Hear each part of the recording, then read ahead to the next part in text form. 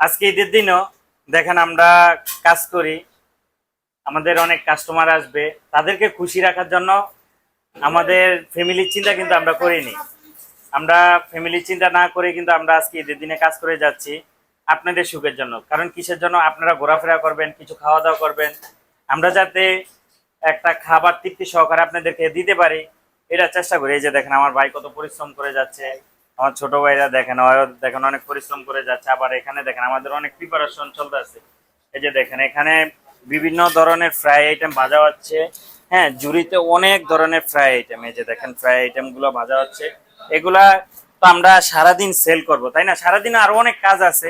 এই যে দেখেন আমরা কিচেনটা আসলে অত গোছানো না, আপনারা কিছু মনে করবেন না, কিচেনটা অত গোছানো না। কারণ কিসের জন্য? আমরা এখানে প্রচুর কাম, সকালে থেকে এখন থেকে মানে নামাজ পড়ছি, খাওয়া দাওয়া করছি, চলে আসছি রেস্টুরেন্টে, এখানে প্রচুর কাজ করছি।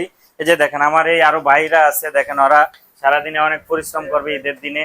আর আপনারা আমাদের জন্য দোয়া করবেন, বুঝছেন? আমরা যাতে সুস্থ সবল থাকতে পারি, যাতে মালিক পক্ষকে আমরা ভালো একটা সেল উপহার দিতে পারি।